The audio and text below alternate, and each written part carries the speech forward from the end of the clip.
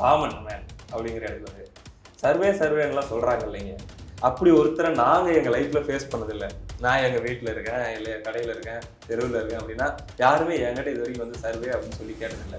அப்போ இந்த சர்வேன்றதுலாம் உண்மையாக நடக்குதா, இல்லை அவங்களா உட்காந்து ஒரு மேட்ச் போட்டு இப்படிதான்ப்பா அப்படிங்கிற மாதிரி சொல்கிறாங்களா அப்படின்னு ஒரு கேள்வி இருக்குது இல்லை? ஆனால் நான் என்னைக்குமே சொல்கிறது என்னென்னா, திமுகவும் அதிமுகவும் குறைத்த மதிப்பு கொடுக்குறாங்க. ரெண்டு கட்சியும் வந்து ஸ்டார்டிங்கே 25% தான் அவங்களுடைய ஓட் பேங்கிங் ஸ்டார்ட் ஆகும் அசம்பிளி எலெக்ஷன். ஸோ அதனால் அது ரெண்டு கட்சியும் குறைத்து இருக்கக்கூடாது அப்படின்னு தான் பார்க்கணும். இப்போ சொன்னீங்கல்ல அந்த 25, அந்த 25 யார் 35 to 40 ஆக்குறாங்களோ அவங்க தான் வின்னர். இதுதான் மேட்ரு. இதை யார் பண்ண போகிறாங்க அப்படிங்கிறது தான் அடுத்து ஒரு வருஷம் நடக்க போகிற ஆட்டம். இது எல்லாத்தையும் பேஸ் பண்ணி தான் கண்டிப்பாக இந்த இதில் உங்களுடைய கேள்விகள் எல்லாமே இருந்திருக்கும் அப்படின்னு நான் நினைக்கிறேன். ஒரு மிக்ஸ்ட் ரிசல்ட்டாக இருக்கிறதுக்கான பாசிபிலிட்டி இருக்குன்னு நான் பார்க்குறேன். மிக்ஸ்டு ரிசல்ட்டா, அதாவது இன்னைக்கு இருக்கிற சினாரியோவில் இப்படியே தேர்தல் நடந்தா 2025 பற்றி தான் நம்ம பேசிட்டு இருக்கிறோம். அதை மறந்துடாதீங்க. இன்னும் ஒரு வருஷம் இருக்குது. அது ஸ்வீப் எலெக்ஷனாக மாறுற மாதிரியான சினாரியோ கூட இந்த ஒரு வருஷத்துக்குள்ள மாறிடலாம் கண்டிப்பாக. உங்கள் ஊர் எம்எல்ஏ உடைய செயல்பாடு எப்படி இருக்குது, அதில் நீங்கள் சாட்டிஸ்ஃபைடா, அவருக்கே அல்லது அவர் நின்ன கட்சிக்கே மறுபடியும் ஓட்டு போடுவீங்களா அப்படிங்கிற ஒரு கேள்வி. அதுக்கு அடுத்து 10க்கு எத்தனை ஸ்டார் கொடுப்பீங்க? இப்போ நம்ம ஹோட்டலுக்கெல்லாம் போகிறோம் அப்படின்னா 5க்கு எத்தனை ஸ்டார் கொடுப்பீங்கன்னு கேட்போம்ல, அந்த மாதிரி இந்த ஆட்சிக்கு எத்தனை ஸ்டார் அப்படிங்கிற இது நல்லா இருக்குது ப்ரோ. இது ரொம்ப இன்ட்ரெஸ்டிங்காக இருக்குது. மக்கள்கிட்ட கேள்வி கேட்கும் போதே சினாரியோவே பிரித்து கேட்டாச்சு. அதிமுக தாவேக இந்த கூட்டணி வந்தால் என்ன ஆகுங்க, என்ன நினைக்கிறீங்க? நாம் தமிழர் அதிமுக கூட்டணி வந்தால், பாஜக அதிமுக அந்த பழைய என்டிஏன்னு ஒரு கூட்டணி இருந்துச்சு இல்லை 2021 கூட்டணி, அது வந்தால் எது ஜெயிக்கும்? அனைவருக்கும் வணக்கம். போன வீடியோலேயே உங்ககிட்ட சொல்லியிருந்தேன் இந்த வீடியோவை மிஸ் பண்ணிடாதீங்க அப்படின்ட்டு. அதுக்கான காரணம் என்ன அப்படிங்கிறத இந்த வீடியோவை நீங்கள் பார்க்க புரிஞ்சுப்பீங்க. இந்த வீடியோவில் நான் உங்களுக்கு ஒருத்தர் அறிமுகப்படுத்த போகிறேன். உண்மையை சொல்ல போனேன் அப்படின்னா நான் அவர் அறிமுகப்படுத்துகிற இடத்துல அவர் இல்லை. ஏன்னா பார்வையாளர்களுக்கு அல்லது புதுசாக யூடியூப்பை பார்க்குறவங்களுக்கு, அரசியல் சார்ந்த செய்திகளை பார்க்குறவங்களுக்கு வேணா அவர் பல பேருக்கு தெரியாமல் இருக்கலாம். ஆனால் அரசியல்வாதிகளுக்கு, அரசியல் பிரமுகர்களுக்கு, அரசியல் தலைவர்களுக்கு அவங்களுக்குலாம் ரொம்பவே பரிச்சயப்பட்ட தேர்தல் வியூக வகுப்பாளர். பல்வேறு தேர்தல்களில் பல்வேறு முக்கியமான ஸ்டார் வேட்பாளர்களுக்கெல்லாம் வியூகம் வகுத்து கொடுத்து அந்த தொகுதியிலே போய் வேலை செஞ்சவராகட்டும். அதே போல ஸ்பிக் மீடியா அப்படிங்கிற ஒரு கருத்து கணிப்பு நிறுவனத்துடைய சிஇஓ மற்றும் ஃபவுண்டராக இருக்கக்கூடிய மரியாதைக்குரிய நண்பர் ஹரிஷ் அவர்களை வரவேற்கலாம். வணக்கம் ஹரிஷ். வணக்கம். எப்படி இருக்கீங்க? நல்லா இருக்கு. என்னவோ வச்சிருக்கிறீங்க, இருங்க, அதை பற்றி நம்ம அப்புறம் பேசுவோம். ஒரு பெரிய கருத்து கணிப்பு கிட்டத்தட்ட 1,35,000க்கு மேற்பட்ட சாம்பிள்ஸ் மூலமா எடுக்கப்பட்டு 234 தொகுதியிலுமே ஒரு சர்வே எடுத்து வச்சிருக்கிறீங்க. அந்த சர்வே இருக்கு. இது வெளியிட போறதாக ட்விட்டர்ல நீங்க அறிவிச்சிருந்தீங்க. கமெண்ட் செக்ஷன்ல பார்க்க முடியுது. எப்பங்க வெளியிடுவீங்க, சொல்லிட்டே இருக்கிறீங்க அப்படின்னு சொல்லி தான் கேட்டுட்டு இருக்கிறாங்க. இந்த சர்வே எடுக்கப்பட்டதுடைய நோக்கம் என்ன, எங்களுக்கு புரியுற மாதிரி சொல்லுங்களேன். இல்லை, இந்த சர்வே இப்போ எடுக்கிறதுக்கான நோக்கம் என்னன்னா, இப்போ இருக்கிற சிச்சுவேஷன் என்ன அப்படிங்கிறது தெரிஞ்சுக்கிறது. 2025, அதாவது இந்த ஆட்சி ஆரம்பிச்சு 4 வருஷம் ஆயிருக்குது.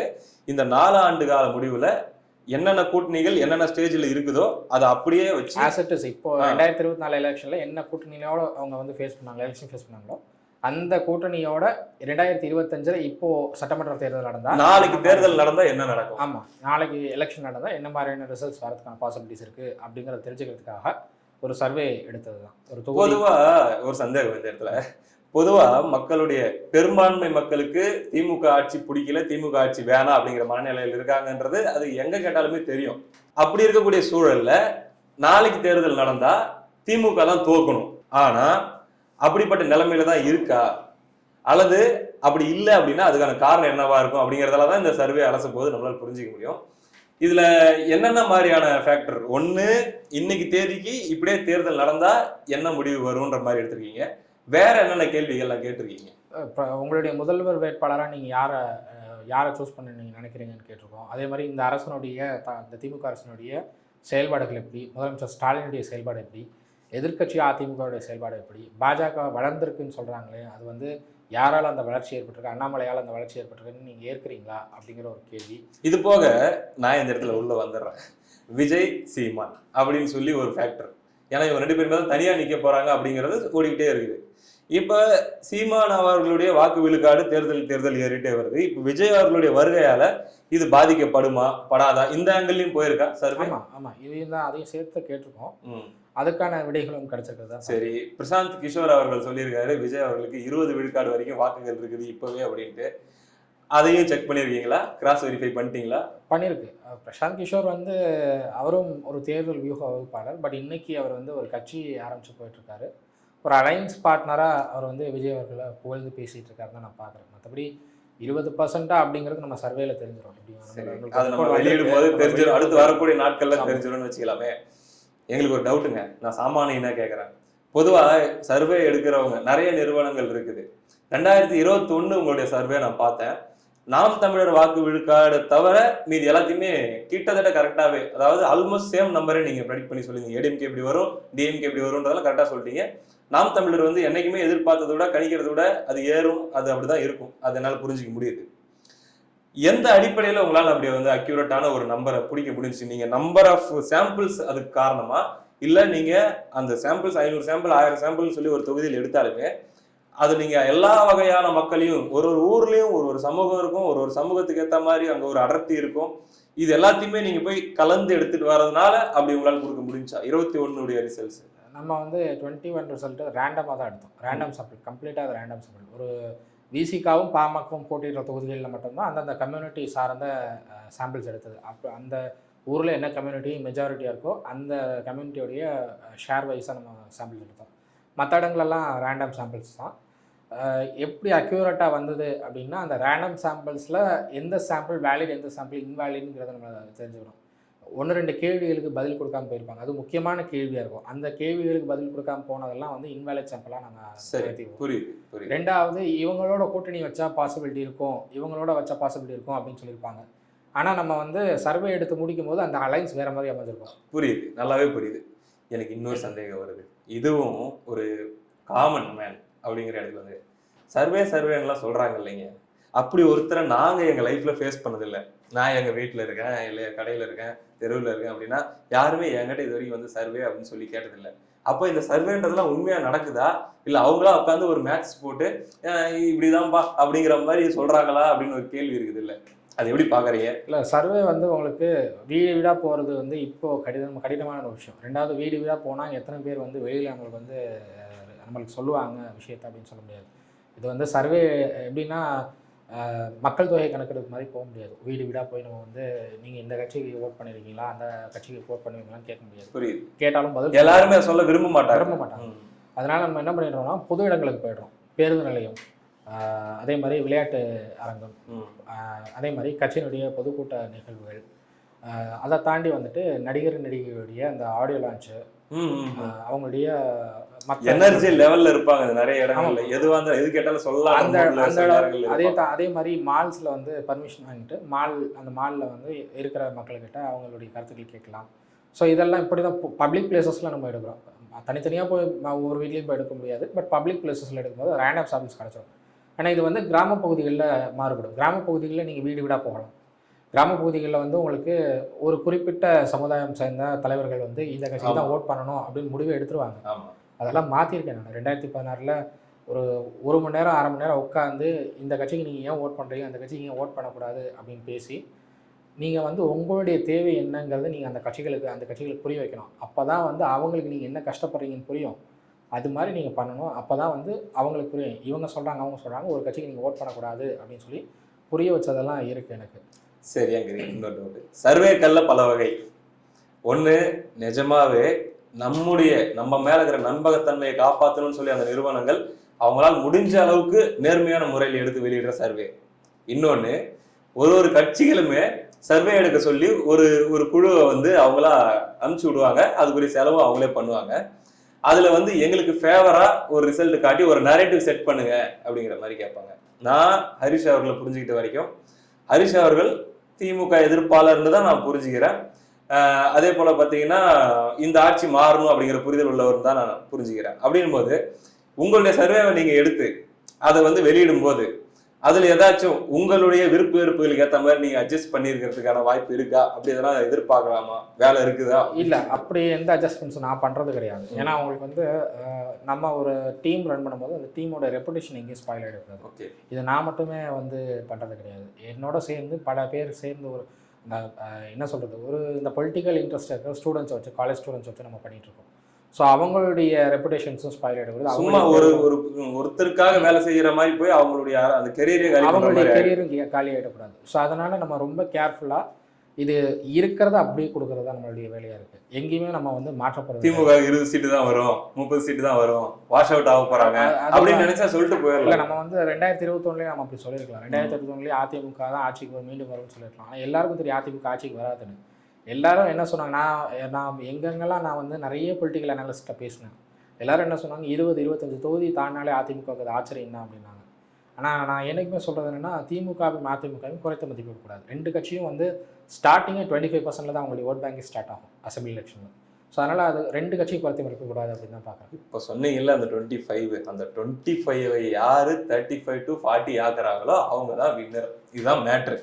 இதை யார் பண்ண போகிறாங்க அப்படிங்கிறது தான் அடுத்து ஒரு வருஷம் நடக்க போகிற ஆட்டம்.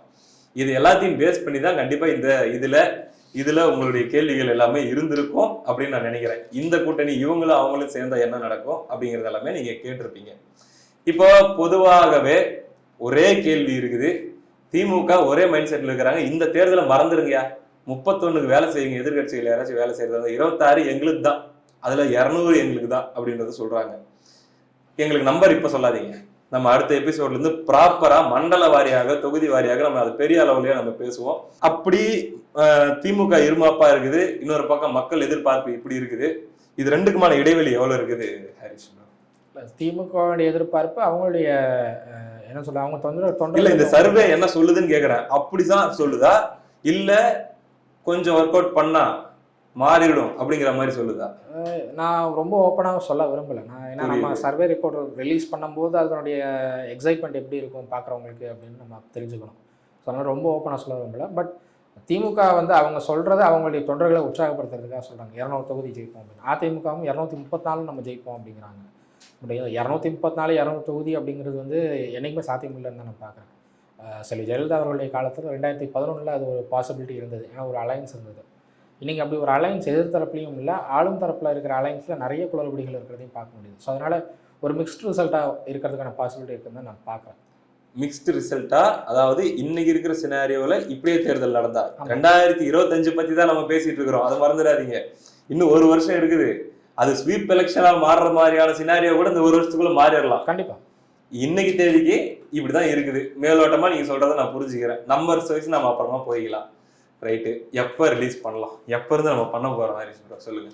பண்ணுவோம், நம்ம இன்னொரு டிஸ்கஸ் பண்ணி வேணா பண்ணுவோம். எப்படி பண்ணுறது, ஞாயிற்றுக்கிழமை திங்கட்கிழமையிலேருந்து முதல் எபிசோடு அந்த மாதிரி ஆரம்பிச்சிடலாம். தாராளமாக. ஏன்னா அவ்வளோ கேள்விகள் இருக்குது. நான் எடுத்து பார்த்தேன், இதில் அவ்வளோ டீட்டெயிலாக போயிருக்கிறீங்க. கேள்விகள்லேயே அவ்வளோ டீட்டெயிலிங் இருக்கு. சும்மா யார் ஓட்டு போட விரும்புறீங்க, பிடிச்சிருக்கா பிடிக்கலையா அப்படிங்கிற லெவலில் நிறுத்தாம ரொம்பவே டீப்பாக கம்யூனிட்டி வைஸ் கூட இந்த வாட்டி போயிருக்கு.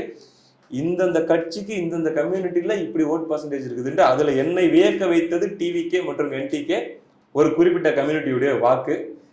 பேசுவோம் சரியா? அதை நம்ம ஆரம்பித்து கொண்டு போயிடுவோம்.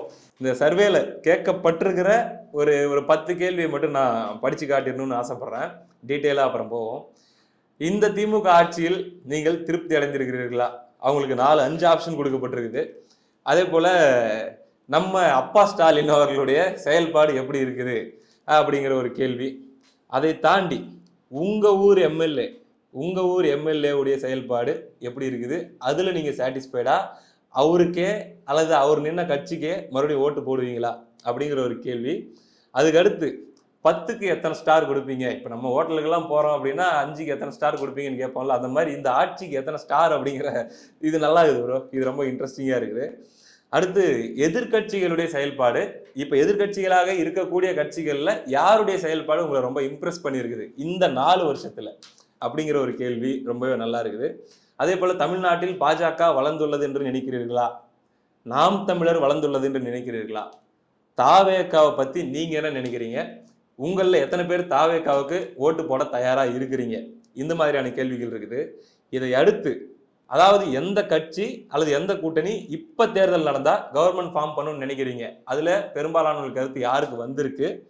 அடுத்து ஒருவேளை இப்போ இருக்கிற கூட்டணியில் திமுக கூட்டணியிலேருந்து இவங்க ஒருவேளை வெளியே வந்துடுறாங்கன்னா என்ன நடக்கும்? அல்லது இப்போ வெளியே இருக்கக்கூடிய கட்சிகள் அதிமுக கூட்டணிக்கு போயிட்டாங்கன்னா, ஒரு உதாரணத்துக்கு தாவேகா அதிமுகன்னு ஒரு கூட்டணி நடந்தால் இந்த சினாரியோ மக்கள்கிட்ட கேள்வி கேட்கும் போதே சினாரியோவே பிரித்து கேட்டாச்சு. அதிமுக தாவேகா இந்த கூட்டணி வந்தால் என்ன ஆகுங்க? என்ன நினைக்கிறீங்க?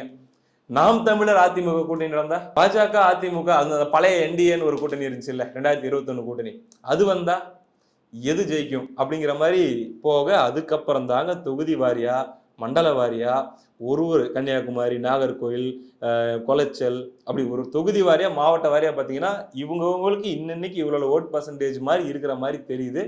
இந்தந்த மாவட்டங்கள்ல இந்தந்த கட்சி வலுவா இருக்குது அப்படின்னு சொல்லி வெறுமனே அதிமுக திமுக அப்படிங்கிற அளவுல மட்டும் அலசாம, இன்னைக்கு 4 போட்டி அல்லது 5 போட்டி இருக்குதுன்னா அந்த 5 கட்சிகளுடைய பலத்தையுமே அலசி அதற்கான நம்பர்ஸ் இந்த 4 ஆண்டுகள்ல எடுக்கப்பட்டிருக்குது. கிட்டத்தட்ட 1.5 லட்சம் பேர் தங்களுடைய கருத்துக்களை தெரிவிச்சிருக்கிறாங்க.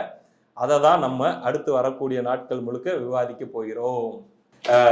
இப்ப நான் என்ன சொல்ல விரும்புறேன் அப்படின்னா, நம்முடைய நண்பர்கள் இணைந்திருங்கள். இந்த அடுத்து வரப்போற 10-15 நாட்கள் ரொம்பவே முக்கியமான நாட்கள். இடம்வலம் மற்றும் ஒன்னே வழி தமிழா இந்த 2 மீடியாலுமே இந்த சர்வே ரிசல்ட்ஸ் விவாதிக்கப்படும்.